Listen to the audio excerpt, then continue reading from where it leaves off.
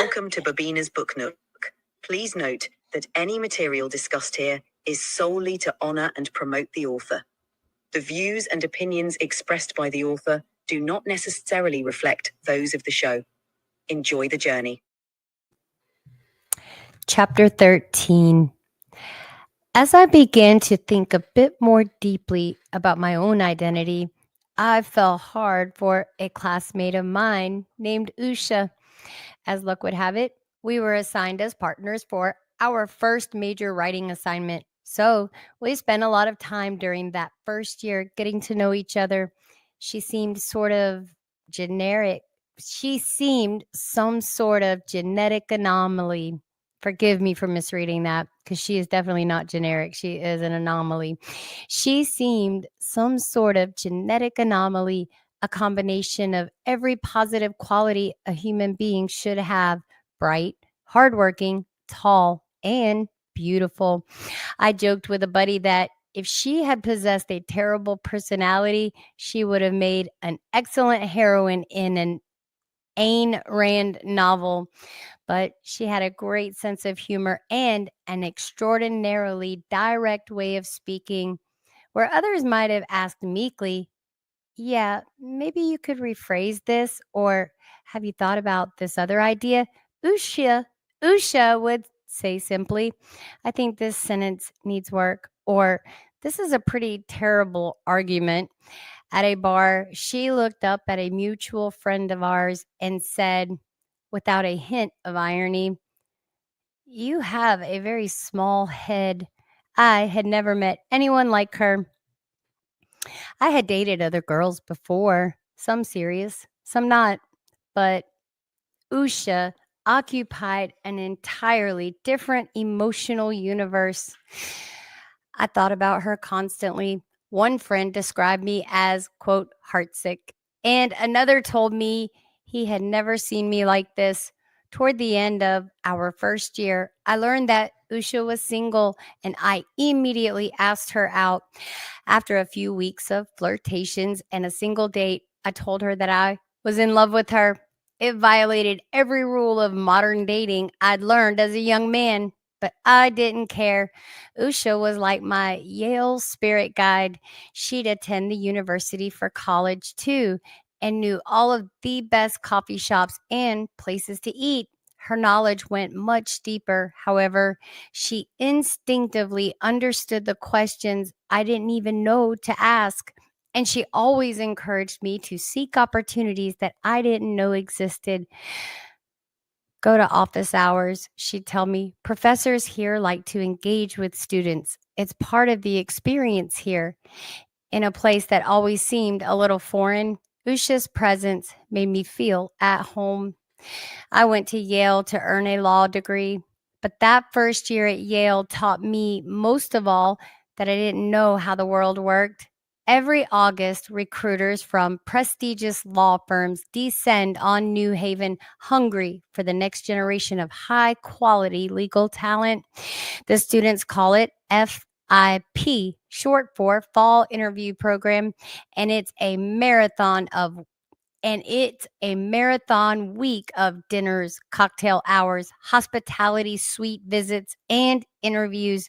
On my first day of FIP, just before second year classes began, I had 6 interviews, including one with the firm I most coveted, Gibson, Dunn, and Crutcher LLP, Gibson Dunn for short, which had an elite practice in Washington, D.C.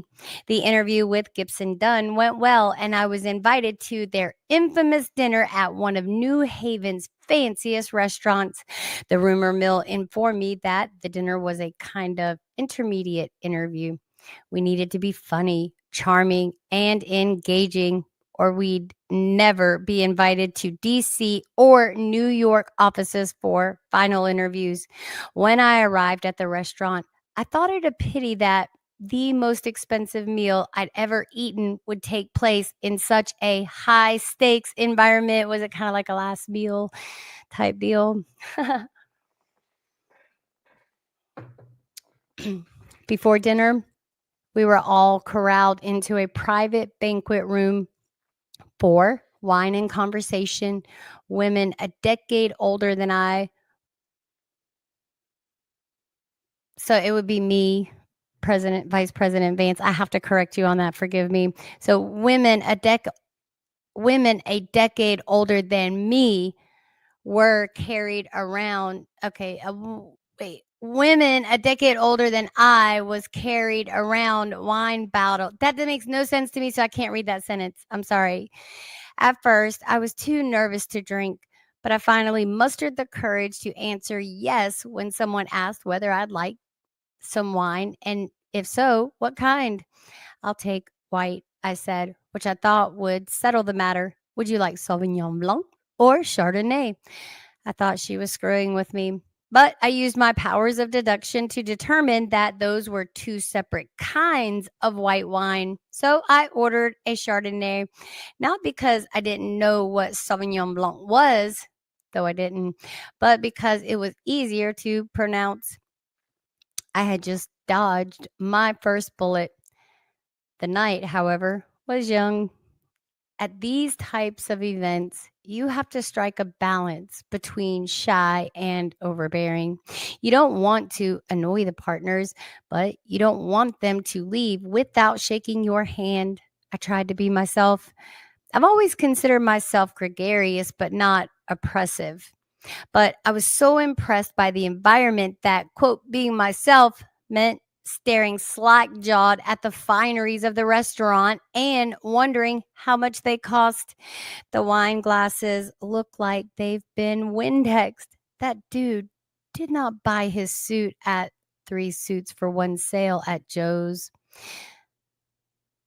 A bank. It looks like it's made from silk. The linens on the table look softer than my bed sheets. I need to touch them without being weird about it. Long story short, I needed a new plan. By the time we sat down for dinner, I'd resolved to focus on the task at hand, getting a job, and leave the class tourism for later. So, a quick story, just in case I forget it during the live. My father, he worked for, I think it was a wealthy farmer, he said, and they had invited him for supper, and he went, and they had shrimp, and the tails were attached, and he had never eaten shrimp before. It was a delicacy for that time, and he said that he ate the tail and all, and they looked at him like he was strange, and he thought that that's the way, and he didn't want to admit that he had never had shrimp before and didn't know how to eat it, and so he just said that that's the way he eats it. So a funny story. So good job, JD. What do you call it? Fake it till you make it. My bearing lasted another 2 minutes. After we sat down, the waitress asked whether I'd like tap or sparkling water. I rolled my eyes at that one. As impressed as I was with the restaurant, calling water, quote, sparkling was just too pretentious, like sparkling crystal or sparkling diamond. But I ordered the sparkling water anyway. Probably better for me. Fewer contaminants. Okay, how so, JD? I want you to explain that one to me, but I will give you this. It was 2016. I took one sip and literally spit it out. It was the grossest thing I'd ever tasted. You never had soda water? I remember once getting a Diet Coke at a Subway without realizing that the fountain machine didn't have enough Diet Coke syrup. That's exactly what this fancy place's, quote, sparkling water tasted like.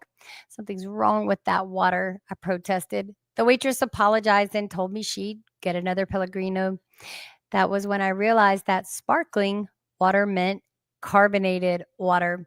I was mortified, but luckily one other person noticed what had happened, and she was a classmate. I was in the clear. No more mistakes. Immediately thereafter, I looked down at the place setting and observed an absurd number of instruments. 9 utensils. Why? I wondered. Did I need 3 spoons? Why were there multiple butter knives? Then I recalled a scene from a movie and realized there was some social convention surrounding the placement and size of the cutlery. I excused myself to the restroom and called my spirit guide. What do I do with all these damn forks? I don't want to make a fool of myself. armed with Usha's reply, go from outside to inside and don't use the same utensil for separate dishes. Oh, and use the fat spoon for soup. I returned to dinner ready to dazzle my future employers. And there's also a way to place your knives on your plate as you're cutting and stuff like that. My mama taught me all of that. But I kind of like formalities sometimes. There's a comfort in formalities for me.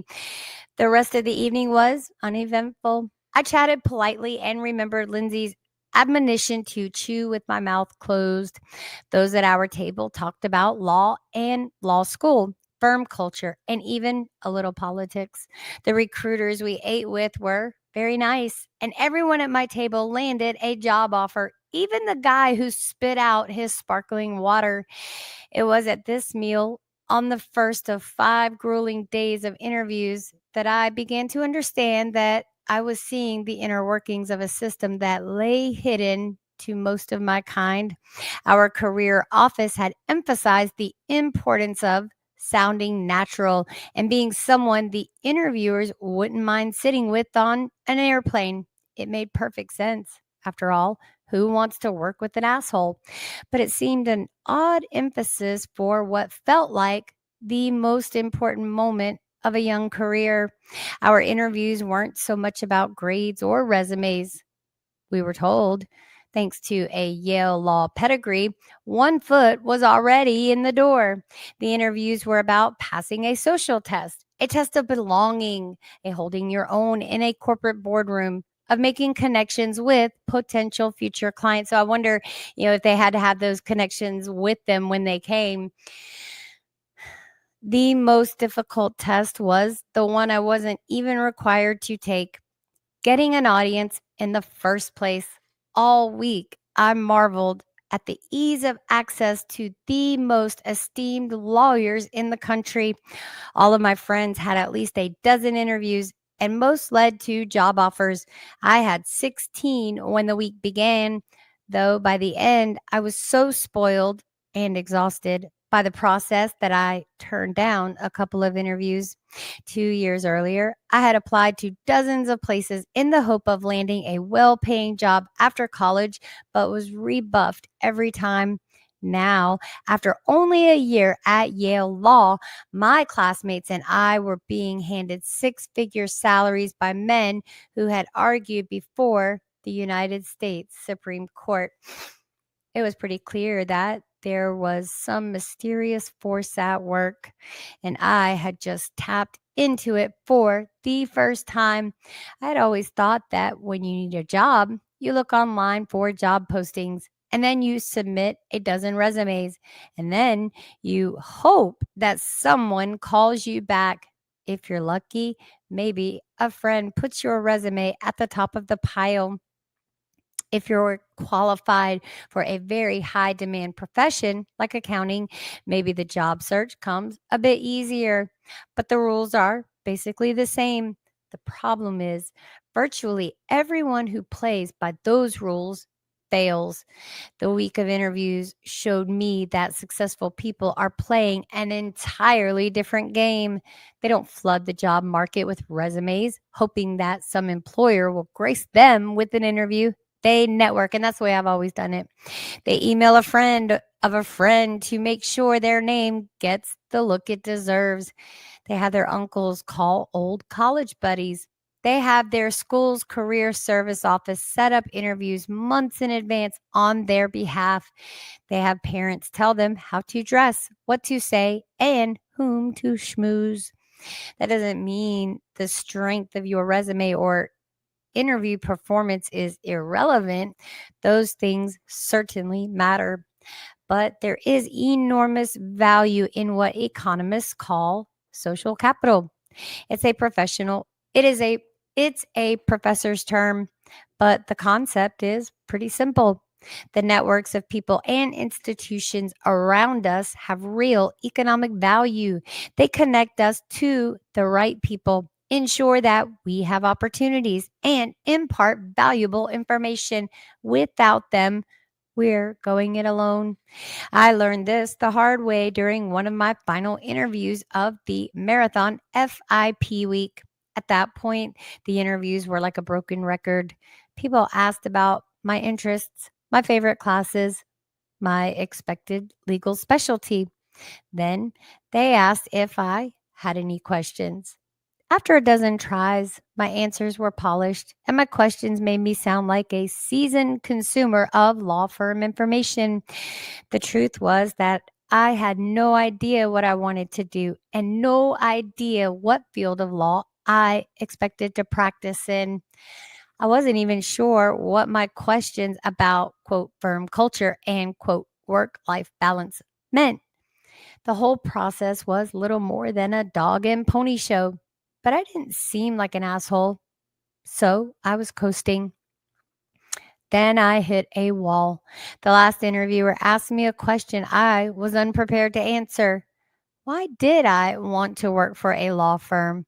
It was a softball, but I'd gotten so used to talking about my budding interest in antitrust litigation, parentheses, an interest that was at least a little fabricated, parentheses closed, that I was laughably unprepared.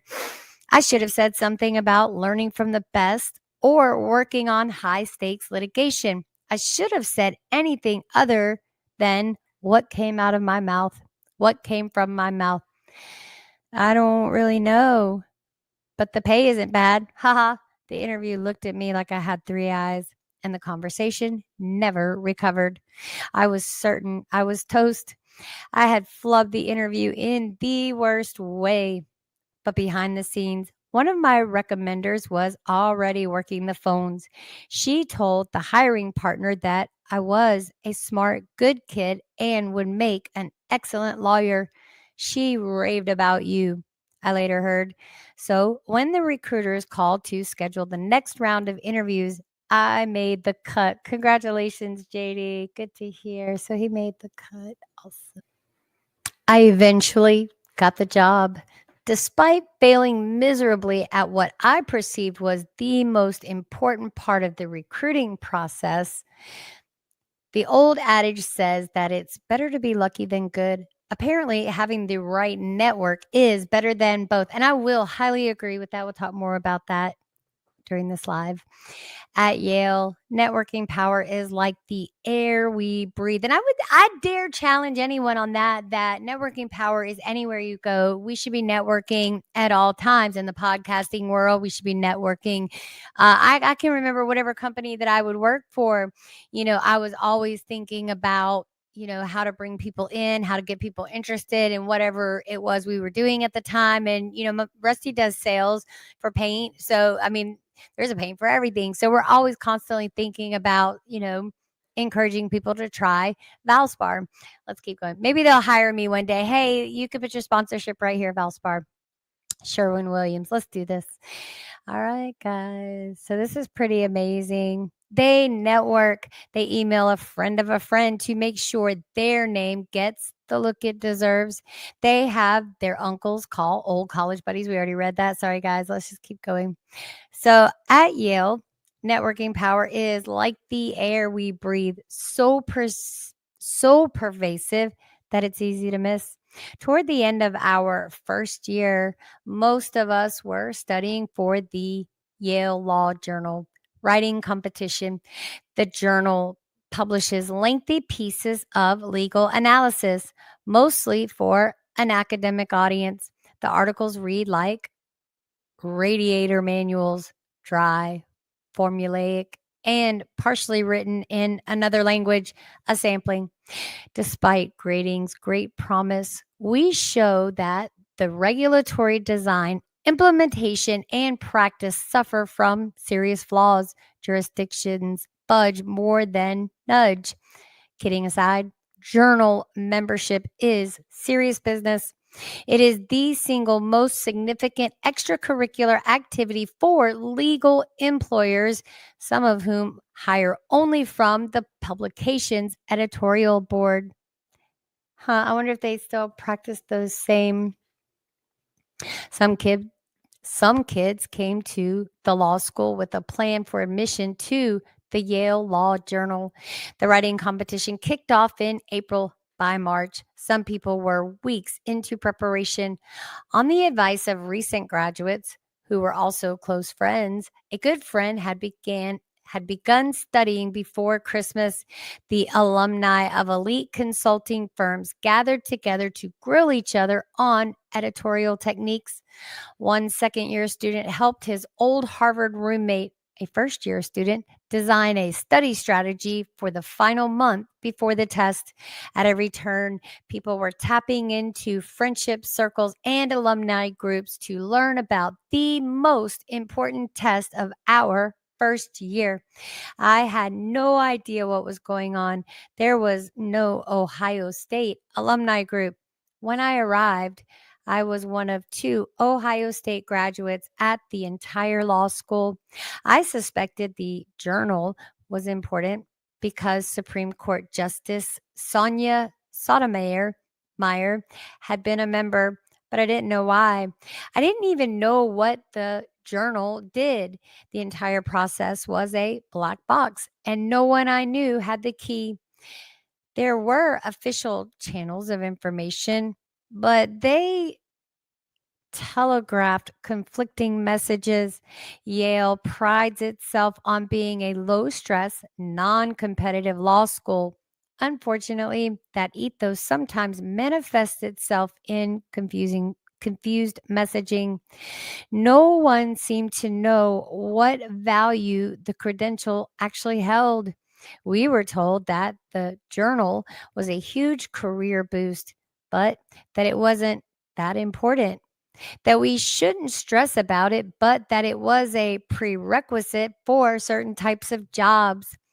This was undoubtedly true for many career paths and interests. Journal membership was merely wasted time, but I didn't know which career paths that applied to, and I was unsure how to find out.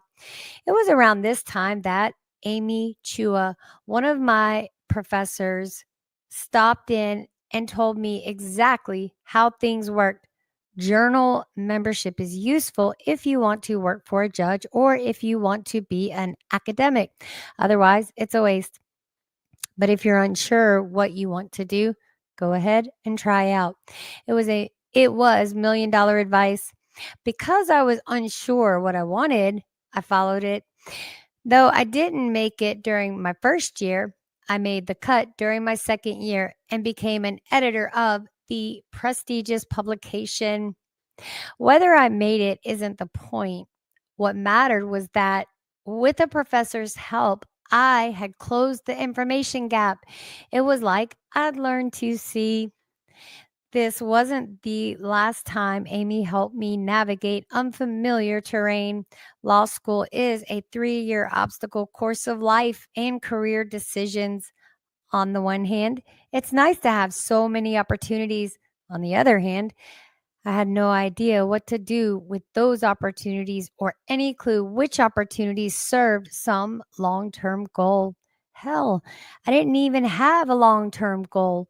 I just wanted to graduate and get a good job. I had some vague notion that I'd like to do public service after I repaid my law school debt, but I didn't have a job in mind. Life didn't wait. Almost immediately after I committed to a law firm, people started talking about clerkship applications for after graduation. Judicial clerkships are 1-year stints with federal judges. It's a fantastic learning experience for young lawyers.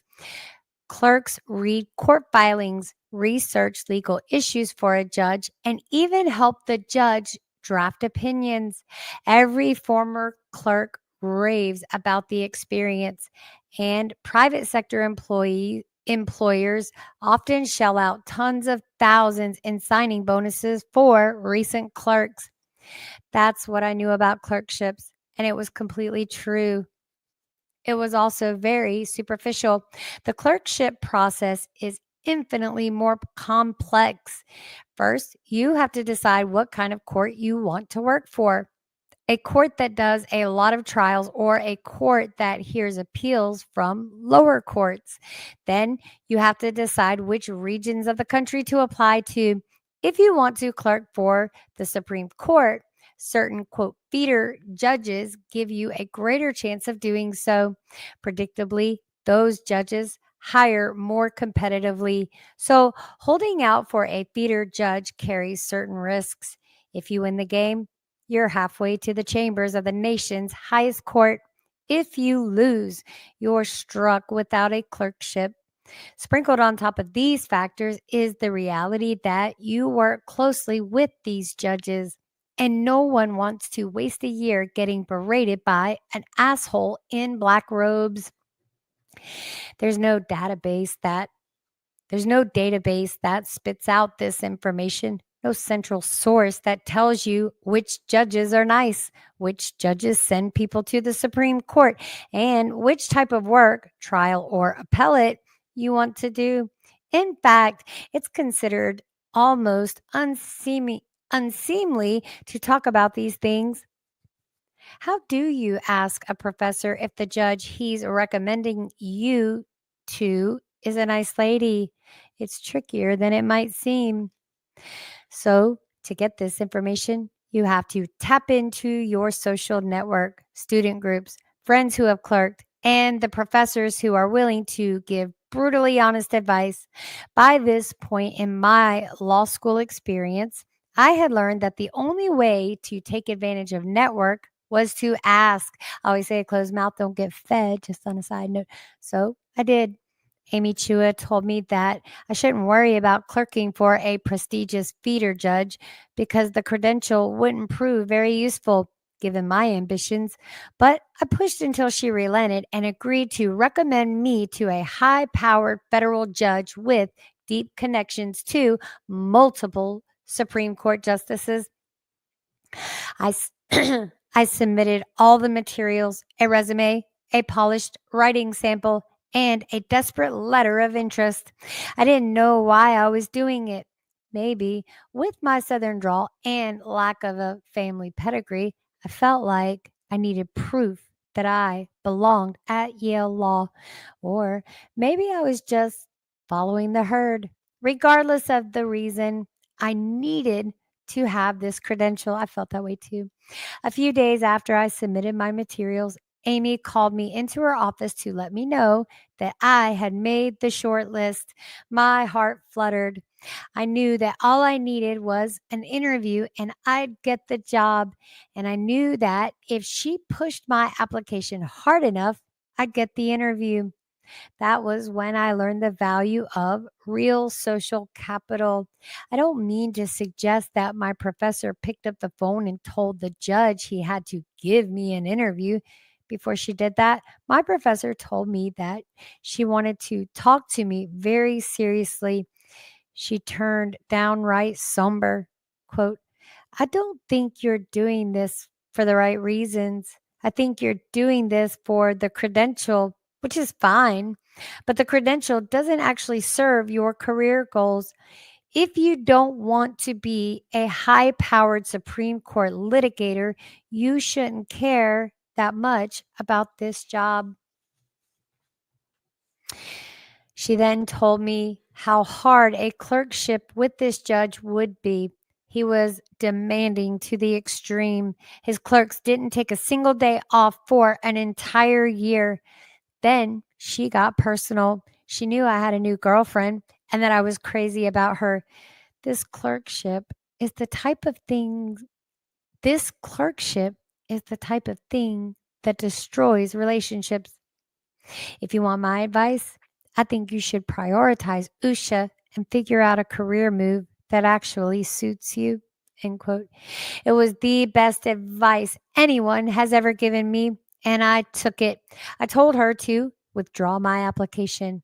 It's impossible to say whether I would have gotten the job. I was probably being overconfident. My grades and resume were fine, but not fantastic. However, Amy's advice stopped me from making a life altering decision. It prevented me from moving 1,000 miles away from the person I eventually married. Most important, it allowed me to accept my place at this unfamiliar institution. It was okay to chart my own path. and okay to put a girl above some short sighted ambition. My professor gave me permission to be me. It's hard to put a dollar value on that advice. It's the kind of thing that continues to pay dividends. But make no mistake, the advice had tangible economic value. Social capital isn't manifest only in someone connecting you to a friend or passing a resume onto an old boss. It is also, or perhaps primarily, a measure of how much we learn through our friends, colleagues, and mentors. I didn't know how to prioritize my options, and I didn't know that there were other, better paths for me. I learned those things through my network, specifically, a very generous professor. My education in social capital continues. For a time, I contributed to the website of David Frum, the journalist and opinion leader who now writes for The Atlantic. When I was ready to commit to one DC law firm, he suggested another firm where two of his friends from the Bush administration had recently taken senior partnerships. One of those friends interviewed me, and when I joined his firm, became an important mentor. Welcome to Bobina's Book Nook. Please note that any material discussed here is solely to honor and promote the author. The views and opinions expressed by the author do not necessarily reflect those of the show. Enjoy the journey.